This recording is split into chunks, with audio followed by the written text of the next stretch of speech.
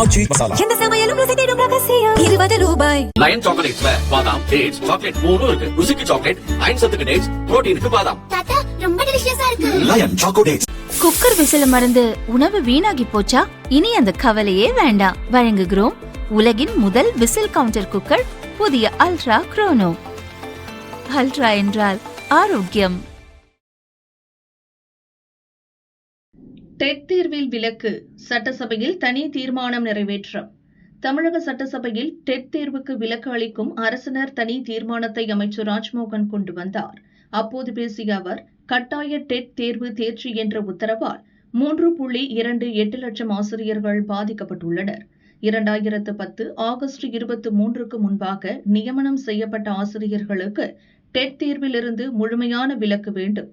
இதற்கு மத்திய அரசு கட்டாய கல்வி உரிமை சட்டத்தில் உரிய திருத்தம் மேற்கொள்ள வேண்டும் என அமைச்சர் ராஜ்மோகன் கூறினார்.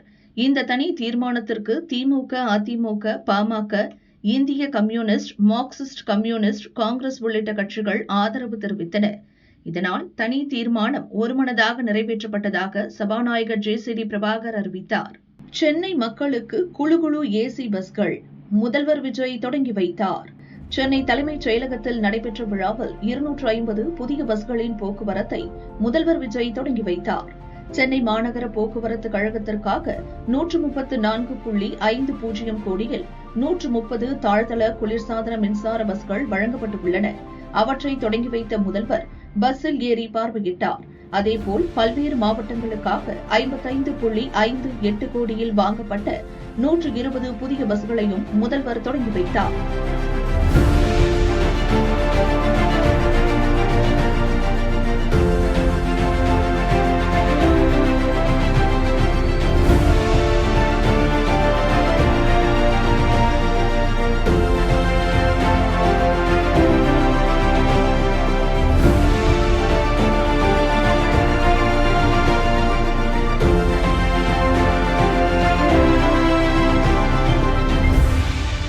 மிக அருகில் நிறுத்தி சுட்டிருக்காங்க, உடல் முழுவதும் படுகாயம், சித்திரவதை. கர்நாடகாவில் வனத்துறையினரால் சுட்டுக் கொல்லப்பட்ட 3 தமிழர்களின் பிரேத பரிசோதனை ரிப்போர்ட் விவரங்களை கூறி எதிர்க்கட்சித் தலைவர் உதயநிதி சட்டசபையில் பேசினார். தலைவர் அவர்களே, கர்நாடக மாநிலத்தில் ஹானூர் அருகே Anthonysamy, John rose Peter, Kumar ஆகிய 3 தமிழர்கள் அந்த மாநில வனத்துறையால் கடந்த 15ஆம் தேதி அதிகாலையில் படுகொலை செய்யப்பட்டிருக்காங்க, சுட்டுக் கொல்லப்பட்டிருக்காங்க. ஏற்கனவே இந்த அவையினுடைய கவனத்திற்கு இதை எடுத்து வந்திருக்கிறோம். இன்றைக்கு சுட்டுக் கொல்லப்பட்ட அந்த 3 தமிழர்களுடைய போஸ்ட்மார்ட்டம் ரிப்போர்ட் இன்னைக்கு வெளிவந்திருக்கு. அதில் 3 பேருமே சித்திரவதை செய்யப்பட்டு மிக அருகில் நிற்க வைக்கப்பட்டு சுட்டுக் கொல்லப்பட்டிருக்காங்கன்னு இந்த செய்திகள் போஸ்ட்மார்ட்டம் ரிப்போர்ட் மூலமாக தெரிய வந்திருக்கு. 3 பேருக்குமே உடல் முழுக்க படுகாயங்கள் இருந்திருக்கு, விலா எறும்பு முறிக்கப்பட்டு இருக்கு அப்படின்னு போஸ்ட்மார்ட்டம் ரிப்போர்ட் தெளிவாக சொல்லுது. எனவே இது முழுக்க முழுக்க ஒரு படுகொலை. இந்த படுகொலைக்கு எதிராக இந்த ஆட்சியை என்ன நடவடிக்கை எடுத்திருக்கு என்பதை தெரிய விரும்புகின்றேன். குறைந்தபட்சம் அந்த மாநில அரசுகிட்ட விளக்கம் கேட்டு கடிதம் எழுதியிருக்கிறதா? கடந்த வாரம் கர்நாடக முதலமைச்சர் அந்த தென்மண்டல மாநாட்டிற்காக இங்கே வந்தார். அப்போ நேரிலையாவது தமிழ்நாடு அரசு தன்னுடைய கண்டனத்தை தெரிவிச்சிருக்கிறதா? கர்நாடகா மாநில காவல்துறைக்கு பதிலாக ஒரு மேல்மட்ட நீதி விசாரணை செய்ய தமிழ்நாடு வலியுறுத்தணும்னு நான் ஏற்கனவே இந்த அவையில் குறிப்பிட்டிருக்கிறேன். அது சம்பந்தமாக இந்த மாநில முதலமைச்சரோடு ஏதாவது அழுத்தம் கொடுக்கப்பட்டதா? இந்த பிரச்சனை நடந்த உடனே முதலமைச்சரோ அமைச்சரில் இருப்பவர்களோ கர்நாடகா போய் இறந்த தமிழர்களுடைய குடும்பத்திற்கு ஆறுதல் சொல்லியிருக்க வேண்டும். இந்த மாதிரியான உறுப்பினர் மென்ஷன் பண்றேன்னு கேட்டீங்க. நீங்க விரிவாக அதுக்கு நான் கவன ஈர்ப்பு தீர்மானமே எடுத்திருக்கலாம். இது அமைச்சர் ஏற்கனவே விரிவா பதில், சட்டத்துறை அமைச்சர் விரிவா பதில் சொல்லிட்டாங்க, வனத்துறை அமைச்சர் அதை பற்றி பதில் சொல்லிட்டாரு. இப்போ நீங்க மென்ஷன் பண்ணிட்டீங்க, அதாவது பிரேத விசாரணையில் நடந்திருப்பதற்கும் ஏற்கனவே வெளியிடப்பட்ட அறிக்கைக்கும் கர்நாடகா சொன்னதற்கும் சம்பந்தம் இல்லை சொல்லிட்டீங்க. அதுதான் மென்ஷன் பண்ணிட்டீங்க. அது குறித்து அமைச்சர்கள் பதில் உரையை தயார் செய்த பிறகு விரிவாக எடுத்து பேசலாம். அது ஒன்று வாய்ப்பு தரேன், விரிவாக அதை பற்றி பேசலாம். இல்லை அது சொல்லியாச்சு. அதுதான் பிரேத பரிசோதனை முடிந்த பிறகு அந்த ரிசல்ட்டை பற்றி சொல்லிட்டீங்க. அதுக்கு உரிய பதிலை மாண்புமிகு சட்டத்துறை அமைச்சர் பெற்று நம்மளுக்கு பதில் அளிப்பார். மைக் கொடுங்க. 3 தமிழர்களுடைய மரணத்திற்கு நீதி கிடைக்க தமிழ்நாடு அரசு முழு முயற்சிகளை எடுக்க வேண்டும், துணை நிற்க வேண்டும். அவங்க குடும்பத்திற்கு தேவையான நிதி உதவியும் சட்ட உதவியும் அரசு செய்ய வேண்டும் என்று உங்களோட கவனத்துக்கு கொண்டு வருகின்றேன். மாண்பு அமைச்சர் அவர்கள் பதிலை கிடைத்த பிறகு இந்தோ அல்லது நாளே அவர் விவர அறிக்கை அவர் அளிப்பார்கள். பதில் மனு தாக்கல் செய்யாவிட்டால் ரூபாய் 50,000 அபராதம். முதல்வருக்கு ஹைகோர்ட் எச்சரிக்கை. தமிழக சட்டசபை தேர்தலில் முதல்வர் விஜய் சென்னை பெரம்பூர், திருச்சி கிழக்கு ஆகிய 2 தொகுதிகளில் போட்டியிட்டு வெற்றி பெற்றார். பின்னர் திருச்சி கிழக்கு தொகுதி எம்எல்ஏ பதவியை ராஜினாமா செய்தார். இந்நிலையில் முதல்வர் விஜய் பெரம்பூர் தொகுதியில் வெற்றி பெற்றதை எதிர்த்து தேர்தலில் தோல்வியடைந்த திமுக வேட்பாளர் R.D. சேகர் மற்றும் சிலர் சென்னை ஹைகோர்ட்டில் வழக்கு தொடர்ந்தனர். இதேபோல் திருச்சி கிழக்கு தொகுதியில் முதல்வர் விஜய் வெற்றியை செல்லாது என்று அறிவிக்க கோரி திமுக வேட்பாளர் இனிகோ இருதயராஜ் வழக்கு தொடர்ந்தார்.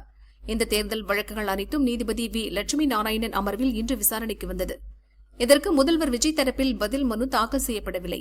பதில் மனு தாக்கல் செய்ய முதல்வர் தரப்பில் 2 வாரங்கள் அவகாசம் கேட்ட நிலையில் 2 நாட்கள் மட்டும் நீதிபதிகள் அனுமதி வழங்கினர். 27ஆம் தேதிக்குள் பதில் மனு தாக்கல் செய்யாவிட்டால் 50,000 ரூபாய் அபராதம் விதிக்க நேரிடும் என்றும் உத்தரவு பிறப்பித்து வழக்கு விசாரணையை ஒத்திவைத்தார்.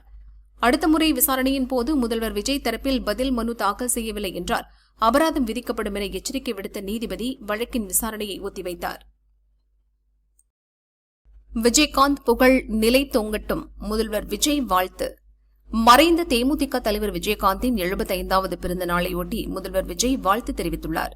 அவரது அறிக்கை: மனிதநேயம், துணிச்சல், தன்னலமற்ற சேவை ஆகியவற்றை அடையாளமாக கொண்ட விஜயகாந்தின் பிறந்த நாளில் எனது புகழ் வணக்கங்களை செலுத்துகிறேன். திரைத்துறையில் தனக்கென தனி முத்திரை பதித்ததோடு அரசியலில் மக்கள் நலனை முன்னிறுத்திய தலைவராகவும் திகழ்ந்து ஏழை எளிய மக்களின் மீது அன்பும் அக்கறையும் கொண்டு கொடை உள்ளத்தோடு உதவிய விஜயகாந்தின் புகழ் என்றென்றும் நிலைத்தோங்கட்டும் என முதல்வர் விஜய் கூறியுள்ளார். திமுக தலைவர் ஸ்டாலின் வெளியிட்ட வாழ்த்துச் செய்தியில் கூறியிருப்பதாவது: ஏழை மக்களின் மேல் கொண்ட அளவற்ற அன்பால் அவர்களின் நெஞ்சத்தில் நீங்காத நினைவாய் வாழும் விஜயகாந்தின் பிறந்த நாள் இன்று. அவரின் கனவுகளை நனவாக்க உழைக்கும் தேமுதிக தோழர்களுக்கும் அவர்களை வழிநடத்தும் பிரேமலதாவுக்கும் எனது வாழ்த்துக்களை தெரிவித்துக் கொள்கிறேன். கேப்டனின் புகழ் நீடு வாழ்க என ஸ்டாலின் தெரிவித்துள்ளார். ஏடிஎம் இயந்திரத்தை உடைத்து பல லட்சம் பணம் கொள்ளை. காஞ்சிபுரம் மாவட்டம் சோமங்கலம் அருகே புதுப்பேர் பகுதியில் தனியார் வங்கியின் ஏடிஎம் மையம் செயல்பட்டு வந்தது. இங்கு செக்யூரிட்டி யாரும் பணியில் இல்லாததை உறுதிப்படுத்திய மர்ம நபர்கள் நள்ளிரவில் அங்கு சென்று ஏடிஎம் இயந்திரத்தை உடைத்து லட்சக்கணக்கான பணத்தை கொள்ளையடித்து சென்றனர். கேஸ் வெல்டிங் இயந்திரத்தை கொண்டு ஏடிஎம் இயந்திரத்தை உடைத்து கைவரிசை காட்டியுள்ளனர். சிசிடிவி கேமராக்களுக்கு ஸ்ப்ரே பெயிண்ட் அடித்தும் எச்சரிக்கை ஒலி எழுப்பும் அலாரத்தின் இணைப்பையும் துண்டித்துவிட்டு பணத்தை கொள்ளையடித்துவிட்டு தப்பினர். 9 லட்சம் ரூபாய் கொள்ளை போனதாக கூறப்படுகிறது. சோமங்கலம் போலீசார் 2 தனிப்படைகள் அமைத்து கொள்ளையில் ஈடுபட்ட மர்ம நபர்களை வலைவீசி தேடி வருகின்றனர். சற்றே குறைந்தது தங்கம் விலை, வாடிக்கையாளர்கள் நிம்மதி. சர்வதேச சந்தை நிலவரத்திற்கு ஏற்ப நம் நாட்டிலும் தங்கம் விலையில் தினமும் ஏற்ற இறக்கம் இருக்கும். கடந்த சில தினங்களாக தங்கத்தின் விலையில் தொடர்ந்து ஏறுமுகம் காணப்பட்டது. இது நகை பிரியர்களை அதிர்ச்சியில் ஆழ்த்தியது. இந்நிலையில் சென்னையில் இன்று தங்கம் விலை கிராமுக்கு 20 ரூபாய் குறைந்து 15,010 ரூபாய்க்கு விற்பனை செய்யப்படுகிறது. ஒரு சவரன் 1,20,080 ரூபாய்க்கு விற்பனையாகிறது. வெள்ளி விலை கிராமுக்கு 10 ரூபாய் குறைந்து 265 ரூபாய்க்கு விற்பனையாகிறது. நீண்ட நாட்களுக்கு பின் தங்கத்தின் விலை குறைந்துள்ளதால் வாடிக்கையாளர்கள் நிம்மதியடைந்துள்ளனர். பலோச் விடுதலை படை போராட்டம் தீவிரம். பாகிஸ்தானில் உச்சக்கட்ட பதற்றம். பாகிஸ்தானில் உள்ள மிகப்பெரிய மாகாணமான பலோச்சிஸ்தானை தனி நாடாக அறிவிக்க கோரி அந்த மாகாணத்தைச் சேர்ந்த பலோச் விடுதலை படை என்ற அமைப்பினர் பல நாட்களாக போராட்டங்களில் ஈடுபட்டு வருகின்றனர். பாகிஸ்தான் அரசால் தங்கள் பகுதிக்கு எந்த பலனும் இல்லை என கூறி வரும் அவர்கள் அரசுக்கு எதிரான தாக்குதலில் ஈடுபட்டுள்ளனர். மாஸ்டூங் பகுதியில் நேற்று பல இடங்களில் வைக்கப்பட்ட வெடிகுண்டுகள் வெடித்துச் சிதறின. இதில் முக்கிய சாலைகள், பாலங்கள் சேதமடைந்தன. இந்த குண்டுவெடிப்பு சம்பவத்தில் பலர் காயமடைந்தனர். குவெட்டா மற்றும் கராச்சியை இணைக்கும் முக்கியமான தேசிய நெடுஞ்சாலையில் பாதுகாப்பு படையினருக்கும் பலோச் விடுதலை படையினருக்கும் இடையே கடுமையான துப்பாக்கிச் சண்டை நடந்தது. இதனால் அப்பகுதியில் பல மணி நேரம் போக்குவரத்து முடங்கியது. பாதுகாப்பு காரணம் கருதி பலோச்சிஸ்தானை ஒட்டிய பகுதிகள் மற்றும் பாகிஸ்தானில் முக்கிய நகரங்களில் ஊரடங்கு உத்தரவு பிறப்பிக்கப்பட்டுள்ளது. பல இடங்களில் பாதுகாப்பு படையினர் குவிக்கப்பட்டுள்ளதால் பதற்றம் நீடிக்கிறது. பலோச்சிஸ்தானை தொடர்ந்து பாகிஸ்தான் ஆக்கிரமிப்பு காஷ்மீர் மற்றும் சிந்து மாகாணத்திலும் பாகிஸ்தான் அரசின் நடவடிக்கைகளை எதிர்த்து மக்கள் வீதிகளில் இறங்கி போராட்டம் நடத்த துவங்கியுள்ளனர். பொதுமக்கள் ஆங்காங்கே பல்வேறு குழுக்களாக செயல்பட்டு போராட்டத்தில் குதித்துள்ளது பாகிஸ்தான் அரசுக்கு பெரும் தலைவலியை ஏற்படுத்தியுள்ளது.